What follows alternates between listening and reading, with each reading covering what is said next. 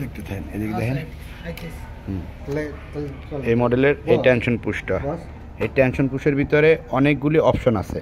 যে অপশনটা এই যে এখানে পাড়া দিলে এই পিনটা রিলেজ করে, পিনটা রিলেজ করে। তাই রিলেজ করতে হলে কি করতে হবে, কি কি লাগে?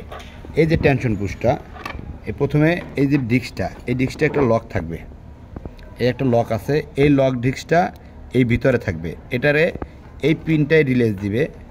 এই যে পিনটা আছে, এই পিনটায় টাচ দিলে এটা ফাঁকা হবে। এই যে এটা টাচ দিলে এই ফাঁকা হবে, এটায় চাপ দিয়ে ধরবে। আর এই সাইডে যেগুলি থাকবে ওগুলি ফিক্সড থাকবে। যেমন এই পিনটা এখানে থাকলে এটার ভিতরে একটা স্প্রিং থাকতে হয়, যে স্প্রিংটা এই যে স্প্রিং, একটা সফট একটা স্প্রিং আছে, একটা সফট স্প্রিং আছে। এই স্প্রিংটা এখানে বাঁধানো থাকে, বাঁধানো থাকলে এটাকে টাচ করে রিলিজ করে। ঠিক আছে, এই জিনিসটা দেখেন, সেটিংয়ে যাই, সেটিং করি, সেটিং করলে বোঝা যাবে, ক্লিয়ার হয়ে যাবে। প্রথমে আমি এই ডিস্কটা দিলাম, পরবর্তী ডিস্কটা দিলাম, দুইটা ডিস্ক দিলাম।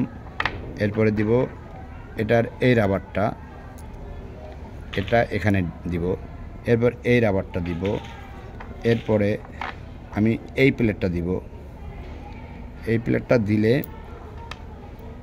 এই লকটা, এই লকের ভিতরে এই স্প্রিংটা দিয়া এই যে এটা এখানে রাইখা এরপরে এই লকের ভিতরে দিয়ে দিতে হবে। এই দিয়ে দিলে এরপরে এই শেপটার বুশটা দিয়ে দিতে হবে। দিলে কি হবে, এই যে পিনটা আছে, ওই স্প্রিংয়ের ডিউটিটা হচ্ছে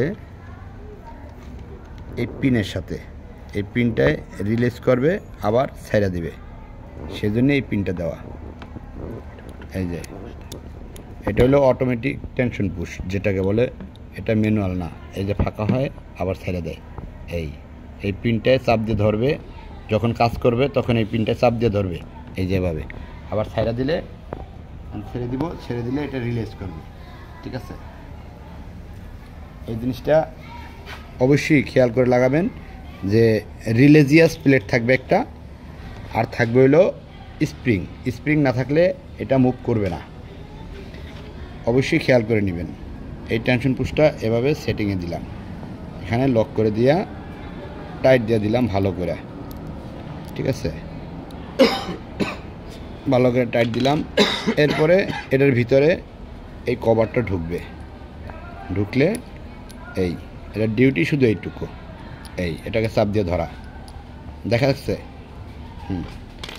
এরপরে এটাকে কভারটাকে সুন্দরভাবে টাইট দিয়ে দিতে হবে। এখান থেকে 2 মিলি এলকি স্ক্রু আছে, 2 মিলি এলকি ঢুকাইয়া টাইট দিয়ে দিতে হবে। এই যে 2 মিলি এলকি স্ক্রু আছে, এখানে টাইট দিয়ে দিতে হবে। দিয়ে এরপরে এখানে নাট আছে, অ্যাডজাস্টেবল নাট, এই যে একটা ওয়াশার দিব এখানে, তারপরে একটা নাট আছে, এই নাটটা দিব, দিয়ে এটাকে টাইট ফিটিং করে দেব। তাহলে কি হবে, এই কভারটা উঠে প্রেশার আসবে না। 2 মিলি এলকি স্ক্রুটা লুজ হয়ে যেতে পারে, কারণ কভারটা বের হয়ে এলোমেলো হয়ে যাবে, জাম হয়ে যাবে।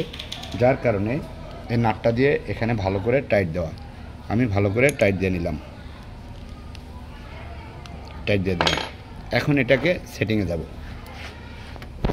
এই যে এখানে লাগিয়ে দিলাম, লাগিয়ে দিলে এটা লুজ থাকবে, সুতাটা এটা লুজ থাকবে। যখন কাজ হবে তখন টাইট হয়ে যাবে। ওকে, যখন কাজ করবে তখন টেনশন পুশটাকে চাপ দিয়ে ধরে থাকবে। অবশ্যই এখানে 3 মিলি এলকি স্ক্রু আছে টেনশন পুশটা সেটিংয়ে। 3 মিলি এলকি স্ক্রুটায় ফুল টেনশন পুশ ঢুকায়া 3 মিলি এলকি স্ক্রুটা টাইট দিয়ে দেবেন। ঠিক আছে, এবার কাজ করব। মেশিনের সুইচ দিলাম, টেনশন লাগালাম,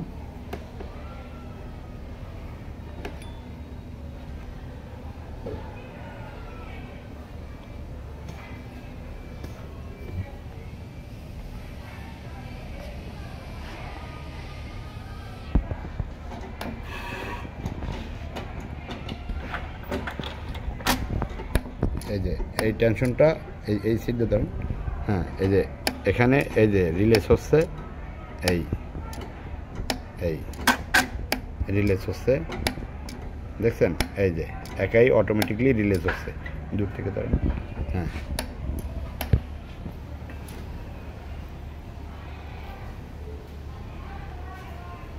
এখন কাজ করব